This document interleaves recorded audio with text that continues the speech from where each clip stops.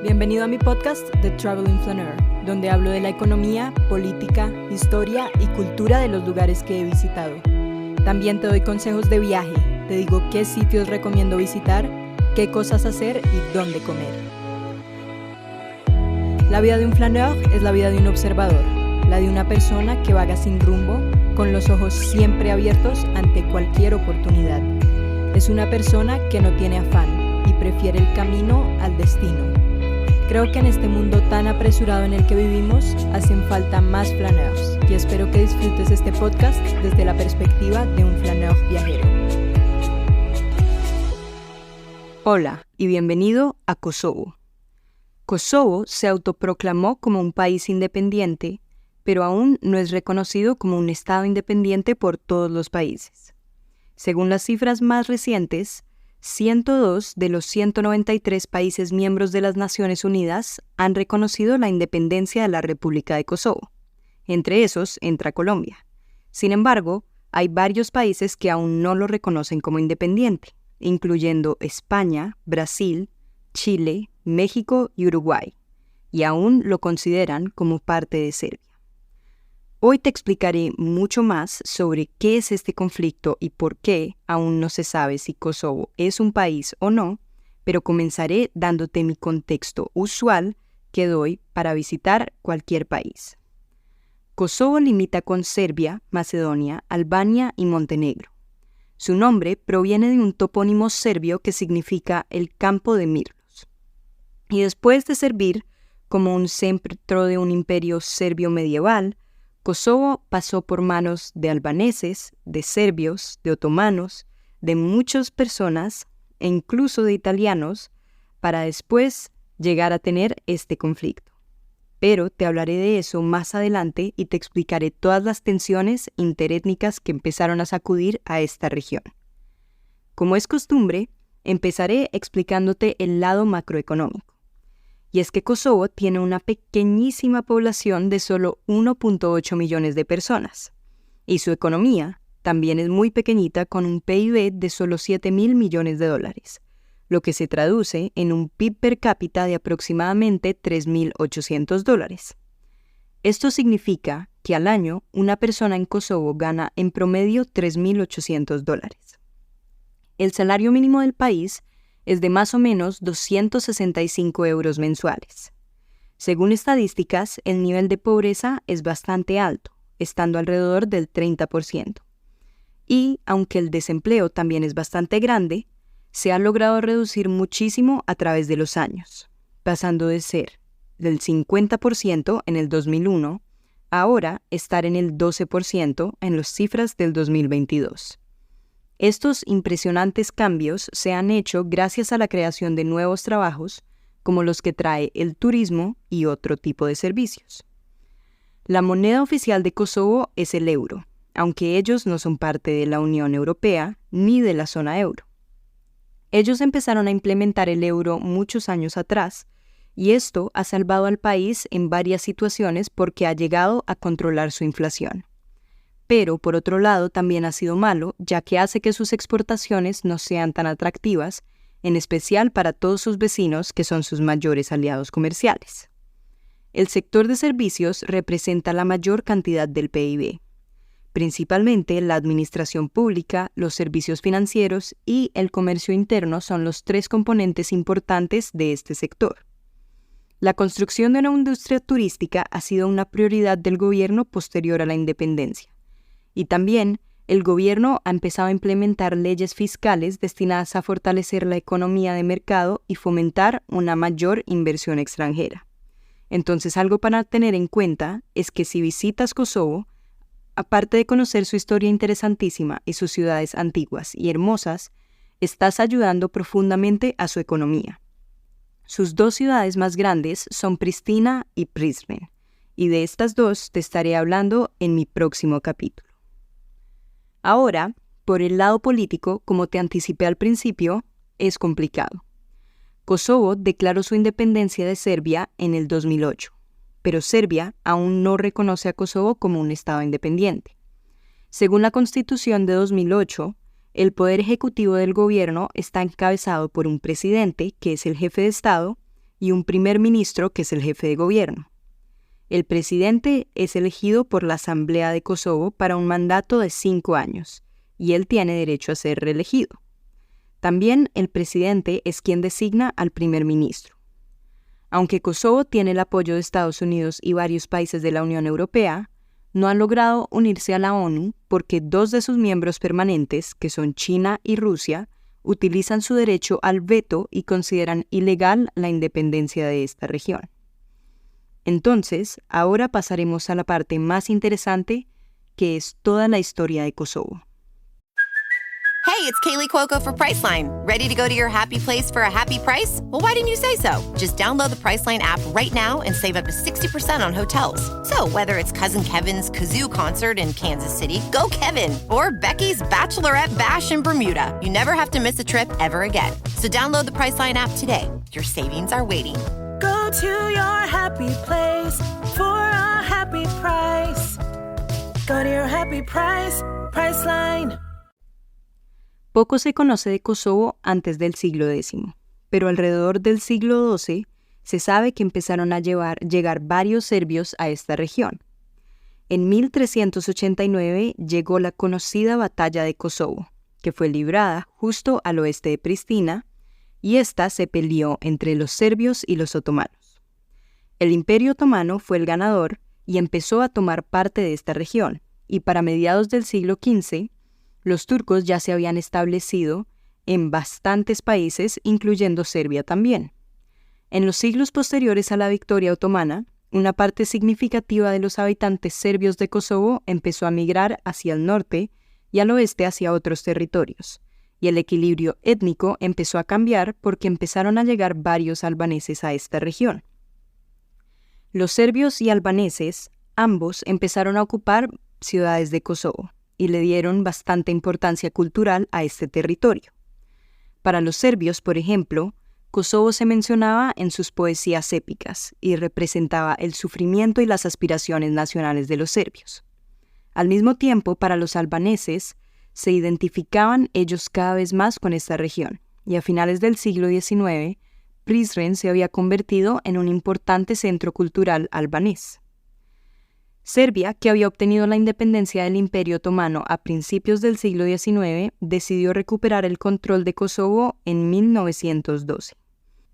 Esto fue durante la Primera Guerra Balcánica, pero perdieron nuevamente el control de Kosovo en 1515 durante la Primera Guerra Mundial. Después pasó la parte que ya conoces de los otros países, el estado de serbios, bosnios y croatas, y llegó la Segunda Guerra Mundial, en 1941 a esta región, donde Kosovo se unió con la vecina Albania bajo el control de los italianos. Los albaneses en Kosovo empezaron a expulsar o matar a todos los colonos serbios entre estas guerras. Y al final de la Segunda Guerra Mundial, los albaneses querían que Kosovo permaneciera unido con ellos e hicieron un levantamiento que también fue contrarrestado por el gobierno de Yugoslavia, que decía que Kosovo debía permanecer con Serbia. El gobierno de Yugoslavia, que ya incluía a Serbia, le otorgó a Kosovo el estatus de una región autónoma y más tarde de una provincia autónoma dentro de la República de Serbia. Entonces esto hizo que ganara ciertos puntos y la popularidad serbia empezó a mejorar en esa tensión étnica. A partir de mediados de la década de 1960, sin embargo, el gobierno yugoslavo siguió políticas que reconocían además la identidad étnica albanesa y permitían a los albaneses avanzar en las administraciones provinciales y federales. Este tipo de albanización, entre comillas, de la provincia fue estimulada por la creciente partida de los serbios hacia Serbia. Parecía que los serbios ya no querían vivir en Kosovo.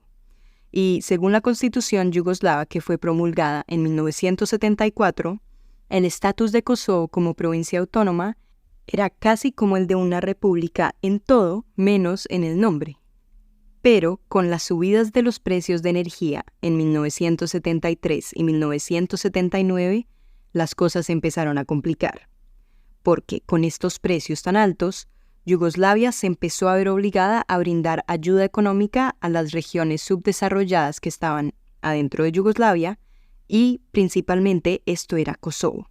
Y este trato no le gustó al resto de las regiones porque Kosovo parecía tener un trato preferencial tanto política como económicamente, porque eran una provincia autónoma, pero estaban recibiendo la mayor cantidad de ayuda económica del gobierno. En 1989, con la caída del muro de Berlín, llegó un nuevo presidente a la República de Serbia, y este se llamaba Milošević. Él empezó a amenazar con dominar el gobierno de Yugoslavia, y en su presidencia, él despojó a Kosovo de su autonomía y Serbia empezó a tomar el control directo de la administración de esta provincia. Después de que los albaneses de esta provincia empezaran a hacer las protestas por estas medidas, Milošević empezó a enviar unidades militares yugoslavas para Kosovo y disolvió la asamblea de la provincia, así como que cerró las escuelas que enseñaban el idioma albanés. El costo para el gobierno yugoslavo en esta ayuda económica a la provincia y además en esta respuesta militar para defender Kosovo de los albaneses fueron algunas de las causas contribuyentes a la ruptura del Estado yugoslavo en 1991. Entonces sí, como lo oyes, casi que toda la caída de Yugoslavia y su desmembramiento empezó por la ayuda preferencial económica de Yugoslavia hacia Kosovo. Entonces, mientras Eslovenia, Croacia y Bosnia intentaban salirse, en 1992 se empezó a crear un nuevo Estado yugoslavo que consistía solo en Serbia y Montenegro, y estaba dominado por este régimen de Milošević. Los albaneses de Kosovo, que estaban enfrentados a esta evidente disposición del gobierno de Belgrado a usar fuerza militar contra ellos, empezaron a adoptar un curso de resistencia pasiva, organizando su red de escuelas y otras instituciones civiles que enseñaran la lengua albanesa. Pero también después surgió el Ejército de Liberación de Kosovo, que por su abreviación se llamaba el ELK, y esto fue una organización guerrillera albanesa que comenzó a atacar a la policía y a los funcionarios serbios que iban a Kosovo. El ELK empezó a intensificar sus ataques en 1997, con armas que obtenían de Albania, y esto llevó al ejército yugoslavo, en su mayoría a una fuerza serbia, a lanzar importantes represiones en esta región. La brutalidad de esta campaña llevó a cientos de nuevos reclutas a las filas del ELK, y para el verano había estallado una lucha generalizada entre el ELK y las fuerzas serbias. Estados Unidos y otros negociadores internacionales se empezaron a reunir repetidamente con representantes yugoslavos y albaneses para intentar finalizar el conflicto de Kosovo. Un acuerdo de alto al fuego se firmó en noviembre de 1998, pero Serbia lo incumplió. Y finalmente, también viendo el conflicto que estaba generando Serbia y Yugoslavia con otros países vecinos como Bosnia, la OTAN empezó un bombardeo aéreo de objetivo de serbios seleccionados en Serbia y Kosovo. Las fuerzas yugoslavas y serbias respondieron, iniciando una amplia campaña de limpieza étnica en contra de los albaneses. Y para junio, esto había llevado a cientos de miles de refugiados que tuvieron que ir a Albania, a Macedonia y a Montenegro. El bombardeo de la OTAN continuó hasta junio, cuando un acuerdo de paz exigió la retirada de las fuerzas yugoslavas y serbias de Kosovo y su reemplazo por tropas de mantenimiento de la paz de la OTAN. A partir de los mediados de 1999, las Naciones Unidas patrocinaron una administración interina en Kosovo. Varias conversaciones se tuvieron después, y con el apoyo de Estados Unidos y otros países de la Unión Europea, Kosovo declaró su independencia de Serbia el 17 de febrero del 2008. Esta es una de las razones por las que Kosovo ama a Estados Unidos, y tienen incluso una calle que se llama la Bill Clinton Street. También tienen tiendas dedicadas para Hillary e incluso le hicieron una estatua al amante de Bill, Mónica Lewinsky. Hoy en día, el 90% de Kosovo son albaneses y el 5% serbios, y solamente el 5% restantes de otras minorías, que se consideran gitanos. Y esto me lleva al próximo tema, y es la cultura tan interesante de Kosovo, porque es claramente muy parecida a la cultura albanesa. Algo que me gustó es que cada país de esta región tiene su propia versión de la historia. Yo tuve un guía en Macedonia explicándome esto, también uno en Albania, uno en Serbia y uno en Kosovo. Entonces, esta explicación que te acabo de dar es la recopilación de todas estas historias. Pero culturalmente, vas a también escuchar de bastantes elementos que se van a empezar a mezclar en todos estos territorios. Por ejemplo, la Madre Teresa de Calcuta. Kosovo, Albania y Macedonia, los tres dicen que la Madre Teresa de Calcuta es de su país. Técnicamente, ella nació en Macedonia, pero su familia dice que era albanesa. Entonces, por eso los albaneses dicen que la Madre Teresa es albanesa. Pero también, según mi guía de Kosovo, ella era albanesa, pero de familia que vivía en Kosovo. Entonces, técnicamente sería de Kosovo. Esto se vuelve una discusión sin fin, y si visitas estos tres países vas a ver que en todos hay estatuas de la Madre Teresa de Calcuta. Y como todos son tan pequeños, probablemente es fácil que sus padres hubieran vivido en estos tres países. Pero bueno, otra cosa que me encantó de Kosovo es que tienen un montón de estatuas de mujeres, hablando de la Madre Teresa.